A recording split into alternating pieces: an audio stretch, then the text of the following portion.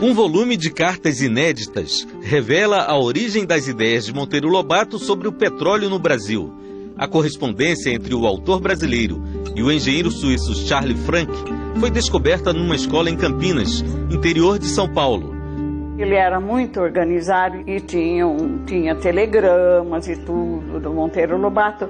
Tinha a carta e resposta. E isso aí, esse arquivo ficou com a gente, essas cartas. O meu neto que levou para a escola, né? Tinha colocado um texto de Lobato na prova, numa provinha deles. Ele entregou a prova no final e falou: professora, você gosta de Monteiro Lobato? Sim, gosto. E daí ele falou: na minha casa tem. A minha mãe tem, né? Cartas e tudo que era, né? Do meu bisavô, né? Com Monteiro Lobato. E na semana seguinte ele me aparece com uma pasta amarela de elástico, essas de papelão mais antigas, toda caindo aos pedaços, inclusive. Eu comecei a olhar e eram cartas originais, inéditas, que o avô dele, o Charles Frank, teria trocado com o Monteiro Lobato. E eu li, eu fiquei literalmente 2 dias sem dormir. Eu trabalhava, chegava em casa, fiquei lendo, passei 2 madrugadas seguidas lendo as cartas, tentando, elas não estavam em ordem, tentando colocar alguma cronologia para entender do que falava. Eu percebi que falavam de petróleo. A possibilidade de se encontrar petróleo em solo brasileiro acendeu discussões políticas sobre a independência e a soberania do país. Monteiro Lobato, que tinha vivido 4 anos nos Estados Unidos como adido comercial, volta ao Brasil convencido de que o progresso do país depende da exploração do petróleo. Como seu apelo não encontra eco no governo, Lobato lança uma campanha de ações populares e, em 1931, inaugura a Companhia Petróleos do Brasil. A empreitada consumiu todo o dinheiro do escritor e o capital de milhares de pessoas que investiram na ideia. Qual é toda a história, então, dessas cartas aqui que ele troca com o Frank? Rockefeller tinha uma grande empresa chamada Standard Oil e eles faziam reserva de mercado pelo mundo inteiro. Eles iam para um lugar, mandavam técnicos, supostamente mandavam técnicos para dizer que não havia petróleo naquele lugar e que não precisava mais perfurar. Só que eles compravam aquela região, reserva de mercado para futuro. E o Lobato percebeu isso e começou a acusar o Getúlio Vargas, o governo do Getúlio Vargas, de ter essa parceria com interesses ocultos dos Estados Unidos.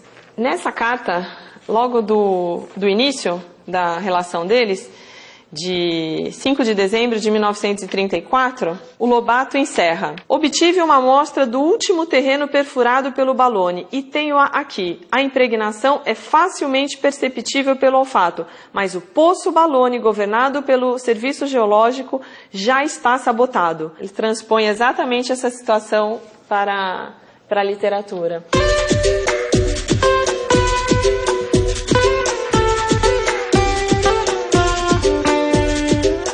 Que as cartas revelaram e que a gente não tinha visto ainda em texto que ele publicou em jornal, ele não tinha falado em entrevista, a gente tinha pouquíssimos dados sobre isso, é que ele tinha interesse, claro, ele não queria que o petróleo fosse para os Estados Unidos, queria que ficasse no Brasil, o que não significa que ele queria que o petróleo fosse estatal. O Lobato tinha interesse, ele estabelecia uma relação muito grande via Frank com essa empresa alemã. De qualquer maneira, o nosso petróleo não ficaria no Brasil. Pelo que a nossa pesquisa mostra, iria para a Alemanha.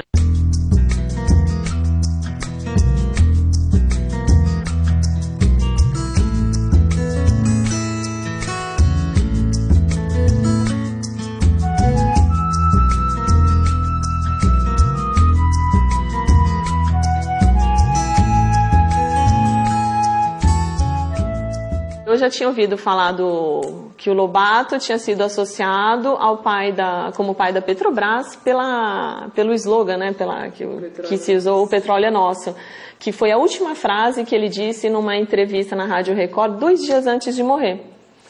E o governo de Getúlio Vargas, ótimo em marketing, usou essa frase, se aproveitou da comoção, né, nacional, da morte de um grande escritor, de uma grande figura pública.